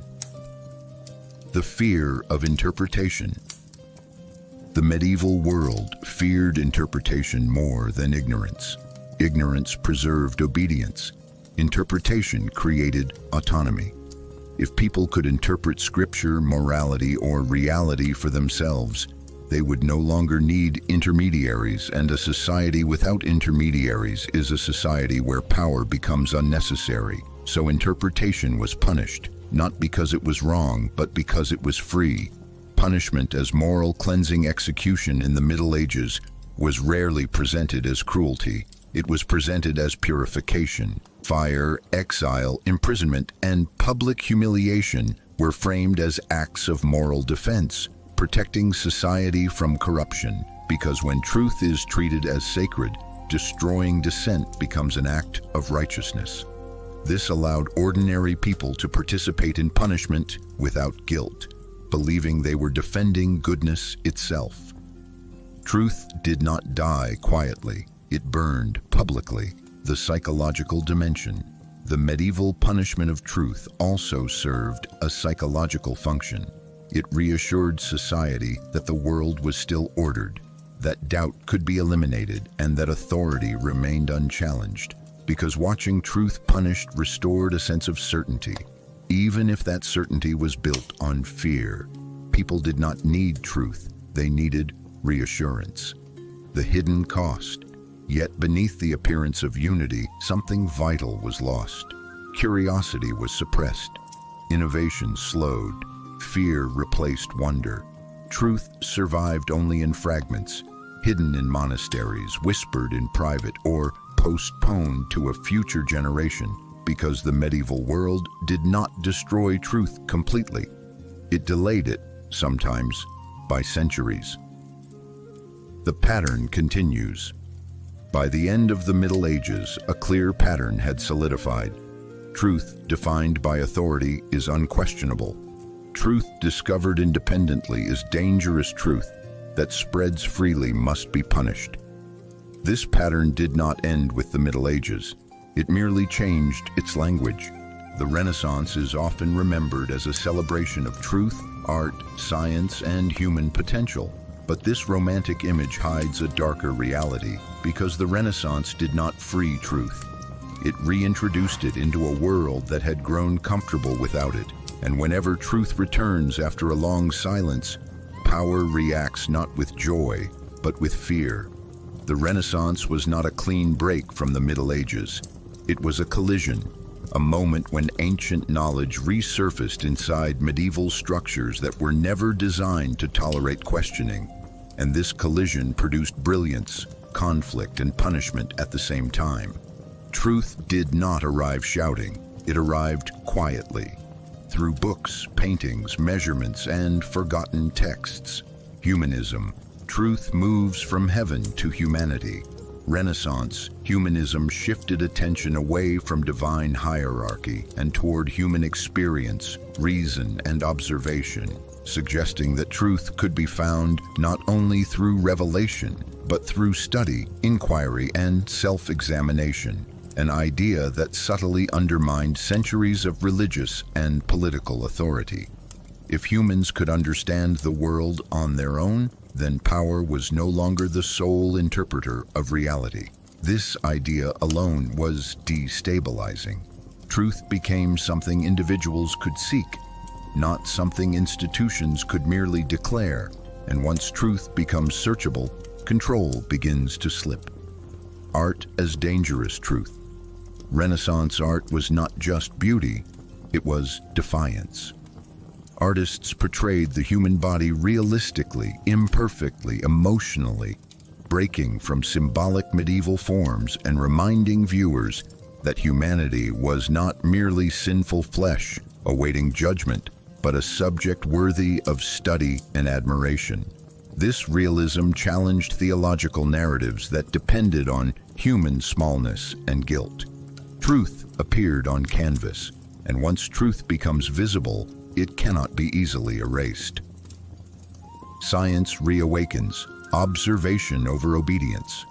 The most dangerous Renaissance truth was methodological, not factual, the idea that observation mattered more than authority. Figures like Galileo Galilei embodied this shift by insisting that reality could be tested, measured, and verified independently of tradition. And this insistence shattered the assumption that truth flowed downward from institutions. Truth no longer needed permission. This terrified power, because a truth that anyone could verify was a truth no one could monopolize. Punishment evolves. During the Renaissance, truth was not always punished with fire. It was punished with censorship, forced recantation, exile, surveillance, delayed publication. The body was spared more often than before, but the voice was constrained, because silencing ideas quietly is often more effective than killing them publicly. Truth survived, but under pressure. The Renaissance reveals a crucial lesson. When truth returns after suppression, power does not immediately collapse. It adapts. The modern era promised liberation. Science advanced. Democracies emerged. Rights were declared. Truth was no longer supposed to be punished. Yet this promise was incomplete. The modern world did not end the punishment of truth. It refined it, from sacred truth to official truth. In the modern era, truth shifted from being sacred to being official, meaning it was no longer protected by divine authority, but by institutions, states, laws, and systems of expertise. And once truth becomes official, disagreement becomes not heresy, but subversion. The language changed. The fear did not. Truth that aligned with institutions was labeled objective. Truth that challenged them was labeled dangerous, irresponsible, or destabilizing. Law as a tool of truth control. Modern societies discovered that the most effective way to punish truth was not violence, but legality. Truth was reframed as treason, sedition, leaking, spreading panic, misinformation. Once truth is criminalized, punishment appears justified, orderly, and necessary, allowing societies to suppress reality while believing they are protecting stability. Mass media, truth versus narrative. With the rise of mass media, truth entered a new battlefield. Now, truth did not compete with silence. It competed with noise. When too many stories exist, the most repeated one wins, not the most accurate one. And this environment favors power because power controls reach, framing, and repetition. Truth is no longer burned, it is drowned. Psychology of the modern crowd. Modern punishment of truth relies heavily on social mechanisms. Ridicule, character assassination, public shaming, professional destruction, digital exile. The goal is not to disprove truth, but to make the truth teller untrustworthy, because once trust is gone, evidence no longer matters. This mirrors ancient patterns, only faster, whistleblowers and the old pattern. Modern truth tellers are often insiders, journalists, scientists, analysts, and this makes them especially dangerous because truth from within cannot be dismissed as ignorance. So they are framed as traitors, enemies of security, irresponsible actors. Their punishment serves as a warning. Knowledge is allowed. Disclosure is not. The final illusion. The modern world likes to believe. It no longer punishes truth, but history suggests otherwise. Truth is still punished, just more politely. There are fewer flames, more paperwork, fewer executions, more erasures, and this makes modern punishment more efficient because it appears civilized. The unbroken pattern across the Renaissance and into the modern era, one pattern remains unchanged. Truth expands awareness. Awareness weakens control. Power responds with punishment. Only the methods evolve. The Renaissance taught humanity how to rediscover truth. The modern era taught power how to manage it. And this leaves us with an uncomfortable realization. Truth is no longer forbidden. It is filtered. Not everyone is stopped from speaking, but very few are allowed to be heard. Why do people still speak it? If telling the truth leads to prison, exile, or death, if history repeatedly shows that truth is punished faster than lies, if power responds to honesty with violence or erasure, then why has truth never fallen silent? Logic says, stay quiet and survive. History says, they spoke and they died. This contradiction is not a flaw in human behavior. It is the deepest proof of what it means to be human. People who speak truth rarely do so because they want to be heroes. They are not chasing legacy. They are not trying to become martyrs. Most of them simply reach a moment where living inside a lie becomes impossible. At that moment, truth stops being an idea. It becomes conscience. Socrates knew that questioning would cost him his life, yet he also knew that a life without examination was not worth living, because survival without integrity is a quieter form of death, one that leaves the body intact but empties the soul. He could have fled. He could have apologized. He could have stayed silent. But silence would have meant betraying himself. Galileo Galilei saw the heavens move with his own eyes, and once truth is seen, it cannot be unseen because pretending not to know is still knowing, and knowing while lying fractures the mind. He recanted publicly, but the truth had already escaped him, and that escape was irreversible. Giordano Bruno understood something even more terrifying, that truth can expand reality beyond the limits power needs to control, and once the universe becomes infinite, no authority can stand at its center. He was offered life in exchange for denial. He chose death instead of shrinking reality, because living in a lie would have meant living in a cage too small for his mind. Thomas More could have survived with a single sentence, a single public affirmation of power, but that sentence would have erased the boundary between truth and obedience. And once that boundary disappears, a person is alive only in name. So he stayed silent, and silence cost him everything. These people did not speak because they believed they would win. They did not speak because they expected justice. They spoke because silence would have destroyed them from the inside. Truth forces a choice that power cannot eliminate. Protect your body or protect yourself. Many choose survival. Some choose truth. And those who choose truth often die first. Yet something extraordinary happens after they are gone. The body is destroyed. The voice is silenced.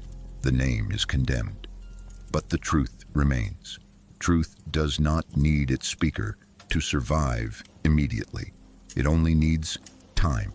History is filled with graves of truth-tellers, but it is also filled with overturned lies. This is the unbearable irony power can never escape. Killing the truth-teller does not kill the truth, it only delays it. Truth is spoken because silence has a cost too. A cost measured in moral decay, in normalized injustice, in societies that continue breathing but forget what it means to live honestly. Truth is spoken because without it, humanity becomes efficient but empty, orderly but hollow, stable but lost. So when people ask why truth is spoken even when it leads to death, the answer is not courage. It is necessity. Truth is spoken because there comes a moment when not speaking is a greater loss than dying. Not to change the world immediately, not to defeat power, not to be remembered, but to remain human. Moral responsibility. Is silence also a crime? And the final question, maybe truth does not win. Maybe it is only delayed. There comes a moment in every honest mind when truth stops being a theory and becomes a weight, when it no longer asks to be understood, but demands to be answered. Because once you see something clearly, you are no longer innocent, and ignorance is no longer an excuse. This is where conscience is born. Conscience is not comfort, it is not peace, it is not certainty. Conscience is the moment you realize that knowing creates responsibility, and that responsibility does not disappear simply because speaking is dangerous. This is where silence enters the story. Silence is often misunderstood as neutrality, but silence is rarely empty, because silence, when truth is known, becomes a choice, and every choice carries moral weight. History remembers many criminals, but it is shaped even more by those who knew and stayed silent. This raises the most uncomfortable question of all. Is silence also a crime? Not legally, not officially, but morally. When injustice continues because no one speaks, when lies survive because they are unchallenged, when power remains unaccountable because truth is buried under fear, silence stops being passive. It becomes participation. This is why conscience is so painful. Because conscience does not allow you to hide behind the crowd, the law, or the excuse of survival. Conscience whispers, you know. And once you know, you cannot unknow. Moral responsibility is not heroism. Most people who speak truth are not heroes. They are ordinary individuals who reach a point where continuing to live comfortably inside a lie becomes more unbearable than the consequences of speaking, because silence begins to corrode the self, slowly, invisibly, until a person is alive but divided. This division is psychological torture. You wake up knowing something is wrong.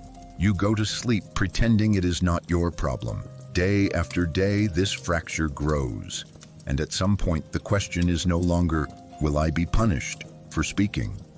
The question becomes, what am I becoming if I don't?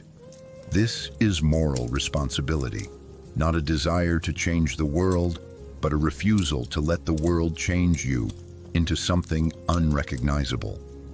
History's quiet accusers. When we look back at history, we often focus on the truth-tellers who were punished. But behind every punished voice stands 1,000 silent witnesses, people who knew the truth privately, whispered it cautiously, but never defended it publicly. They survived.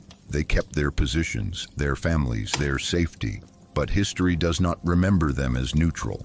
It remembers them as absent. And absence in moments of moral crisis is never neutral. This is why figures like Socrates still haunt us, not because he died, but because so many others lived by staying quiet. This is why Giordano Bruno burns in memory, while the thousands who watched the fire fade into anonymity. Truth does not only judge tyrants, it judges spectators, the illusion of victory. We often say, truth always wins, but history suggests something more unsettling. Truth does not win quickly. Truth does not win cleanly. Truth does not win without casualties. In fact, truth often loses in the short term. It is silenced. It is mocked. It is punished. It is buried. Empires fall before truth is acknowledged. Generations pass before lies collapse. This leads to a terrifying realization. Maybe truth does not win. Maybe it only survives. And survival is not the same as victory. Truth as a delayed force. Truth behaves like a delayed explosion. It does not stop injustice immediately. It does not save the speaker. It does not prevent suffering, but it changes the future's ability to lie comfortably. A punished truth plants doubt. A silenced truth creates cracks. An executed truth leaves questions behind, and those questions refuse to die. This is why power fears truth even when it seems defeated, because truth does not need to triumph today. It only needs to remain possible tomorrow. Why speak then? If truth is delayed, if the speaker dies first, if justice comes too late, why speak at all? Because silence guarantees permanence. Silence allows lies to become tradition. Silence allows injustice to become normal. Silence teaches the next generation that fear is wisdom. Truth may be delayed, but silence locks the delay in place. Speaking does not guarantee victory, but silence guarantees defeat. The final burden of conscience does not promise safety. It does not promise success. It only asks one question. When this moment becomes history, where will you stand? Truth is spoken not because it is effective, but because it is necessary. Not because it wins, but because without it, humanity loses itself completely. So maybe truth does not conquer. Maybe it simply waits. Waits for a generation strong enough to carry it without killing the messenger. Waits for a moment when survival is no longer the highest value. Waits for someone who decides that silence costs more than punishment. And when that moment comes, truth does not arrive as a victory parade. It arrives quietly, as recognition, as shame, as responsibility. And history finally whispers, they were right, but always too late. The modern world likes to believe it has solved the problem of truth, that censorship belongs to the past, that violence against ideas is outdated, and that freedom of expression has finally liberated humanity from fear. But the truth has not disappeared. It has changed its battlefield. In the modern world, truth is not usually burned, imprisoned, or publicly executed. It is buried alive. From forbidden truth to overloaded truth. In earlier eras, truth was dangerous because it was rare. Today, truth is dangerous because it is indistinguishable. The modern human does not lack information. They are drowning in it.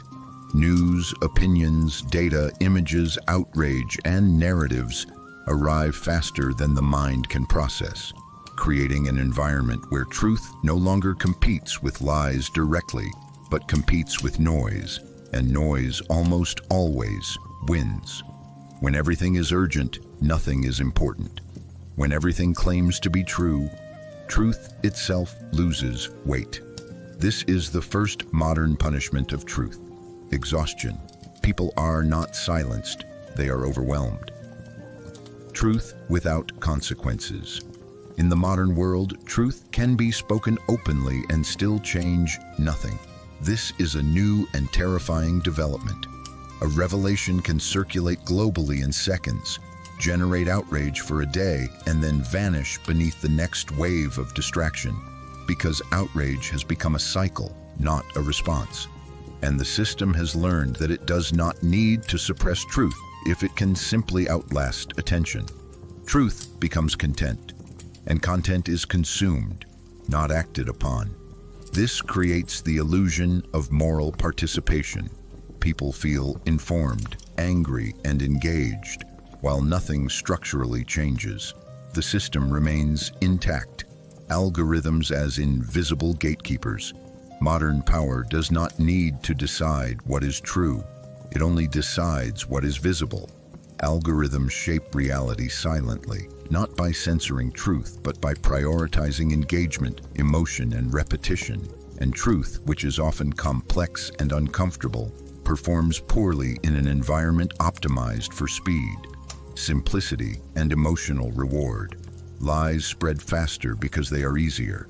Nuance is punished because it is slow. Truth becomes algorithmically disadvantaged. No authority needs to say, "You cannot speak." The system simply ensures that few will hear you. The illusion of free choice. Modern individuals believe they choose what they consume. In reality, they choose from what is presented. And what is presented is shaped by incentives: profit, control, attention, and predictability. Truth that challenges identity, comfort, or belonging is filtered out not by force, but by preference engineering, because people are shown what reinforces their beliefs, not what challenges them. This creates echo chambers where truth is no longer contested, but customized. Every group has its own truth, and when truth becomes tribal, dialogue collapses. When everyone has a truth, no one has the truth. The modern world celebrates my truth and your truth, framing truth as personal experience rather than shared reality. And while this language protects individual expression, it also dissolves accountability. If truth is subjective, then lies cannot be disproven, only disagreed with. This weakens truth's power to demand change. Truth becomes opinion, and opinion carries no obligation. Punishment without violence. Modern punishment of truth is subtle. It comes as ridicule, professional destruction, online harassment, social exile, reputation assassination. The truth teller is not killed, they are isolated. And isolation in a connected world is devastating. The message is clear: you may speak, but you will speak alone. Speed versus reflection. Modern society moves too fast for truth. Truth requires time to verify, time to reflect, time to change. But modern systems reward immediacy. The faster the reaction, the higher the visibility. This environment favors outrage over understanding, slogans over substance, and certainty over honesty, making truth feel slow, boring, and inconvenient. And what feels inconvenient is ignored. The moral cost of convenience. The greatest danger of the modern world is not that truth is hidden, but that people stop caring whether something is true, as long as it is useful, comforting, or affirming. Truth becomes optional. And when truth is optional, morality becomes negotiable. People learn to ask, does this benefit me, rather than, is this true? This is not ignorance, it is resignation. Silence reimagined in the modern world. Silence does not always mean saying nothing. It can mean scrolling past, changing the channel, choosing not to engage, calling truth too depressing. This silence is socially acceptable, even encouraged, and it is far more effective than censorship. Truth as resistance. Yet even now, truth persists, not because it is protected, but because it is necessary. Truth survives in long-form thought, in slow conversations, in uncomfortable questions, and in individuals who refuse to reduce reality to slogans, even when it costs them popularity, safety, or belonging. Truth in the modern world is no longer revolutionary by default. It is resistant. It resists speed. It resists simplification. It resists comfort. The final paradox. The modern world has never allowed truth to be spoken so freely, and never made it so easy to ignore. Truth is no longer forbidden. It is optional, and that may be the most dangerous condition truth has ever faced. Because when truth is forbidden, people seek it. But when truth is optional, people abandon it. And yet, history suggests something hopeful. Truth does not disappear forever. It waits.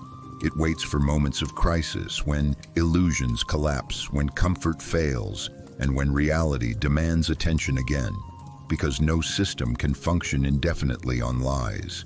Eventually, reality interrupts, and when it does, truth returns, not as information, but as consequence. How modern truth is shaped, punished, and controlled. In the modern world, truth is rarely executed in public squares. It is executed in headlines, comment sections, algorithms, and reputations. Truth has not disappeared, but it has been turned into something fragile. A piece of content fighting for attention inside a marketplace designed for speed, emotion, and tribal loyalty. And that changes everything. Because when truth must survive inside media systems, it is no longer judged primarily by whether it is accurate. It is judged by whether it is clickable, shareable, outrage-inducing, and compatible with what the audience already wants to believe. That is how truth gets punished today. Not always by censorship, but by distortion, drowning, and social consequences. 1. Media where truth becomes a product. Traditional media once positioned itself as a gatekeeper of truth. Editors, journalists, and institutions filtering information, verifying facts, and presenting reality to the public as a shared reference point. But modern media economies evolved into attention economies, and attention has a brutal law. What gets attention survives. What doesn't get attention disappears. Truth is often slow, complex, uncertain, and nuanced. Attention favors speed, certainty, drama, and conflict. So modern media tends to reward simple narratives, clear villains and heroes, emotional language, immediate conclusions, constant urgency. And truth, if it wants to survive, must either adapt to this format or be replaced by something more profitable. This is why truth often arrives with a costume. It becomes a story, a frame, a spin. Not necessarily a lie, but a shape designed to compete. And that competition creates a new punishment. The truth is forced to simplify itself.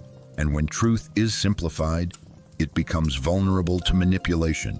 The media paradox: media can reveal truth, but it can also reduce truth to entertainment. A scandal becomes a show, a tragedy becomes content, a moral crisis becomes a trend. And when truth becomes a trend, it has an expiration date. 2. Social networks, where truth loses to velocity.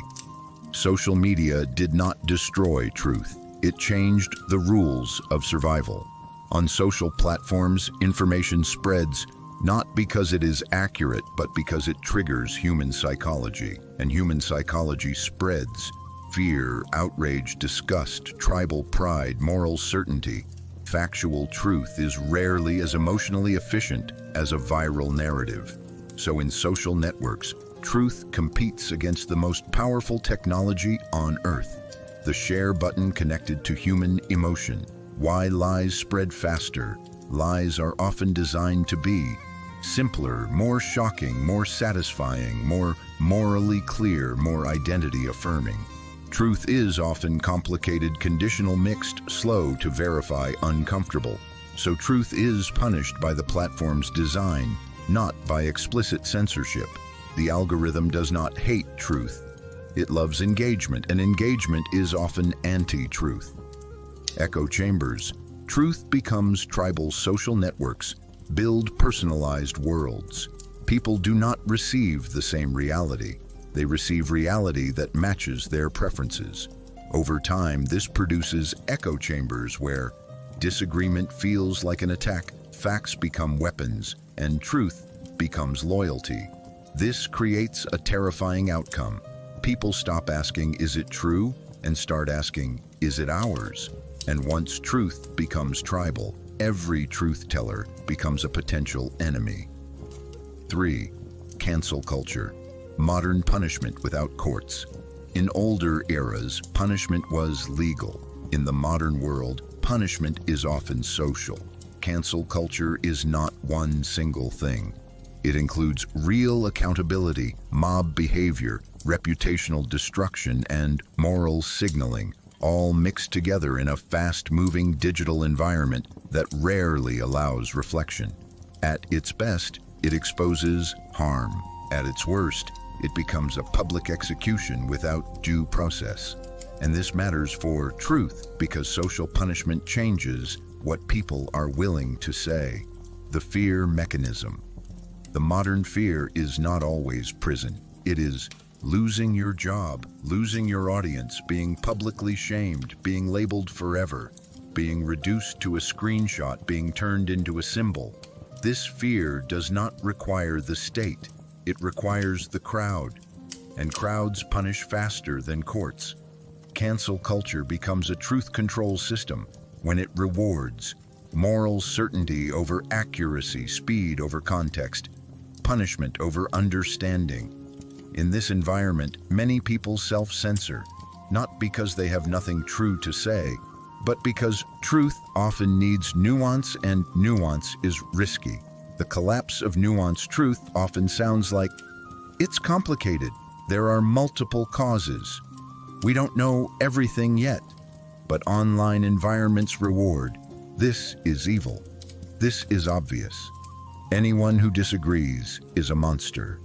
So truth is punished by being too human, too slow, too careful, too uncertain. And that is why many truth-tellers become silent.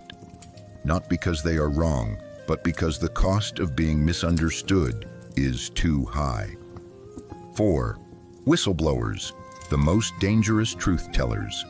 Whistleblowers are modern truth's most dramatic form because they reveal truth from inside the system. And truth from inside cannot be dismissed as ignorance. That is why whistleblowers are treated as existential threats, not just to reputations, but to structures of power. Whistleblowers do something that ancient truth-tellers could not always do. They provide documents, proof, receipts, and yet, even with proof, the system's first move is often not to debate the truth. It is to destroy the person. The classic modern pattern. When a whistleblower speaks, the system usually responds in stages. Deny the claim, attack the person, question their motives, label them disloyal or dangerous, shift attention to procedure. How did they leak it? Punish them to discourage others. Notice something crucial. The debate becomes less about what was revealed and more about whether the revealer had the right to reveal it. This is extremely effective because it reframes truth as a violation. Truth becomes illegal. Truth becomes irresponsible. Truth becomes a threat to security.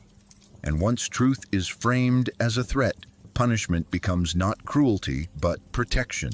Why whistleblowers are called traitors? Because modern power depends on loyalty narratives. A whistleblower breaks the loyalty spell. They force society to compare what institutions claim versus what institutions do.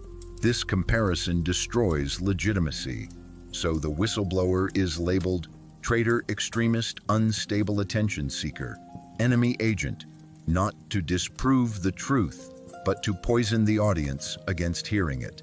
The tragedy: whistleblowers often sacrifice everything: career, safety, identity, relationships, freedom. And even then, the truth they reveal may still be delayed, diluted, or forgotten, because the modern system does not need to erase truth completely.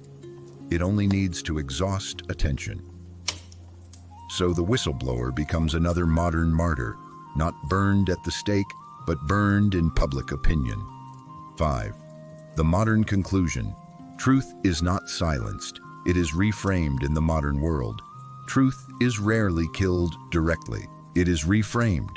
A fact becomes a narrative, a talking point, propaganda, misinformation, a conspiracy, biased reporting.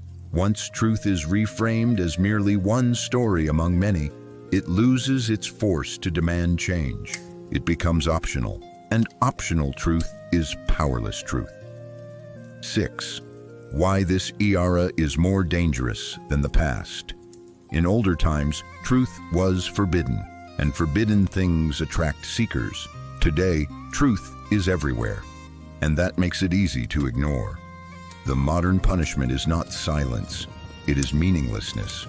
Truth is reduced to contempt, buried under distraction and replaced by endless emotional cycles.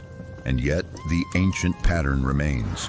Truth destabilizes, power responds, the crowd participates. Only now the flames are digital, the trials are trending, and the executions happen through reputation. If truth is always punished, is silence really safe? Throughout this journey, we have seen the same pattern repeat itself across centuries, cultures, and systems. Truth appears, power feels threatened, and punishment follows, sometimes immediately, sometimes quietly, sometimes violently, sometimes invisibly, but always predictably. Truth is questioned, truth is reframed, truth is punished. And standing beside this pattern is another, quieter one. Silence. Silence that looks harmless. Silence that looks rational. Silence that looks like survival. At first glance, silence seems safe. If speaking the truth leads to exile, destruction, or death, then silence appears to be wisdom, restraint, even maturity, because silence promises protection, continuity, and peace, at least on the surface. But history asks a darker question. Has silence ever truly been safe? The illusion of safety. Silence offers short-term security. You keep your position, you keep your relationships, you keep your life. But silence also has a cost, one that is not always visible, measured, or immediate. When truth is known and not spoken, something subtle begins to decay. Not society first, not institutions first, but the individual. Silence slowly separates a person into two selves, the one who knows and the one who pretends not to. This internal division is not peace, it is corrosion. History is filled not only with the names of those who spoke and were punished, but with the shadows of those who remained silent and lived comfortably inside systems they privately knew were wrong. They survived. But survival is not the same as innocence. Silence as participation. Silence is often defended as neutrality, but neutrality only exists when no harm is occurring, and once injustice is visible, silence stops being neutral and starts becoming functional, because systems of power do not survive only on lies. They survive on cooperation, and silence is one of the most efficient forms of cooperation.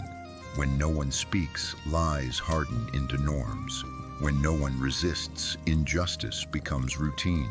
When no one questions, power stops needing justification. Silence does not create tyranny, but it allows it to breathe. The forgotten question of responsibility. Modern societies often ask, what right did they have to speak? But history asks a more uncomfortable question. What responsibility did those who knew have to speak? Moral responsibility does not require heroism. It begins with awareness. Once something is seen clearly, once truth is recognized, the option to remain morally untouched disappears, because knowing creates responsibility, whether it is accepted or not. This is why silence is tempting, because silence delays responsibility, but it does not erase it. The long-term consequences of silence. Truth-tellers often pay the price immediately. Silence, however, delays its payment. The cost appears later, in normalized cruelty, in inherited injustice, in systems that grow more extreme because no one resisted them early, in societies that suddenly collapse under truths they avoided too long. History shows that silence rarely protects people forever. It protects them until the system no longer needs them. And when that moment arrives, silence offers no defense. The final paradox. Here lies the paradox humanity refuses to face. Speaking truth is dangerous, but silence is not harmless. Truth may get you punished quickly. Silence punishes slowly. truth may cost you everything at once.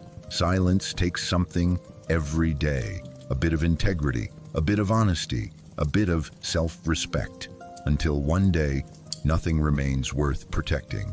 Does truth win? We often say, truth always wins, but history is more honest than that. Truth does not always win.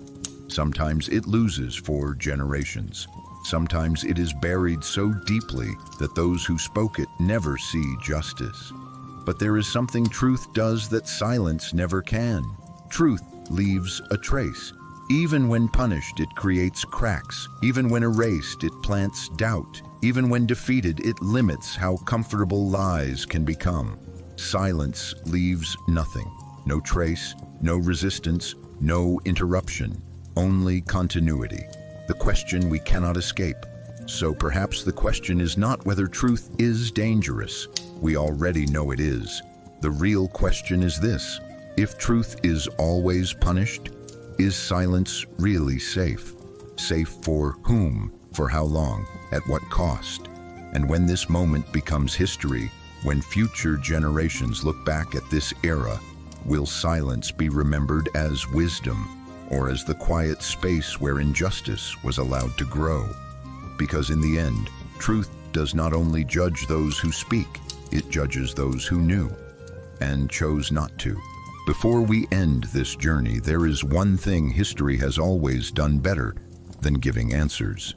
It asks questions. And now those questions are no longer for philosophers, martyrs, or the dead. They are for us.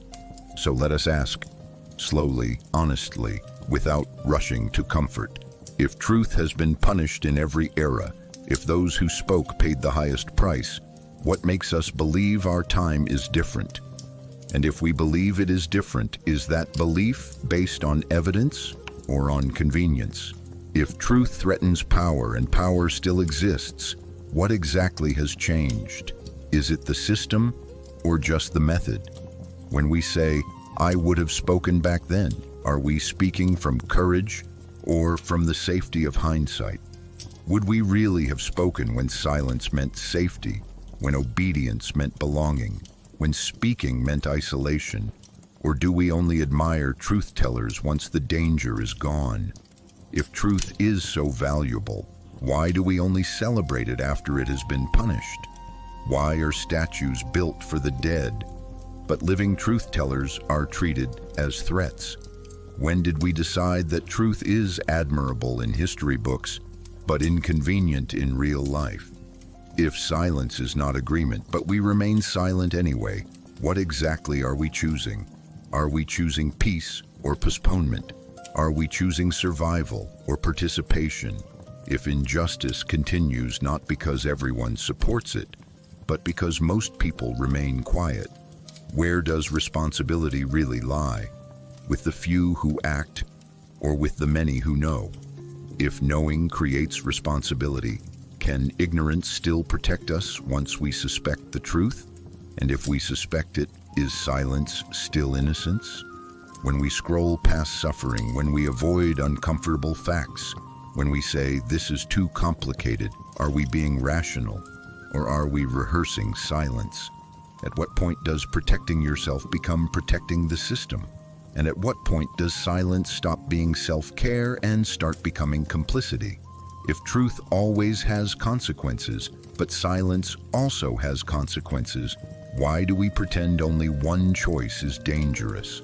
Which cost are we actually afraid of, external punishment or internal collapse? If truth destroys illusions, but illusions keep us comfortable, what are we really defending when we reject truth? Comfort, identity, belonging. And if belonging requires silence, what kind of belonging is that? If truth isolates the speaker, but silence isolates the conscience, which isolation is easier to live with? And which one lasts longer? When future generations look back, will they ask, why didn't they know? Or will they ask, why didn't they act? If truth was available but ignored, will ignorance still be an excuse? If silence keeps systems alive, but truth threatens them, what does that say about the systems we protect? Are they worth our quiet loyalty? If we say, "Now is not the right time," how many times has that sentence already delayed justice? And how many times has delay turned into permanence? If truth is delayed rather than defeated, what role do we play in that delay? Are we obstacle or bridges? If every era believed it was too dangerous to speak, how did any progress ever happen? And if progress only happens because a few refuse silence, what does that say about the rest of us? Is courage rare, or is silence simply easier? If truth is heavy and silence feels light, are we avoiding truth because it is false, or because it asks something of us? What exactly does truth demand from you? A voice, a risk, a loss of comfort, a break with the crowd? And if you are not willing to give that, what are you willing to give instead? If truth does not guarantee victory, but silence guarantees continuation, which outcome are you choosing?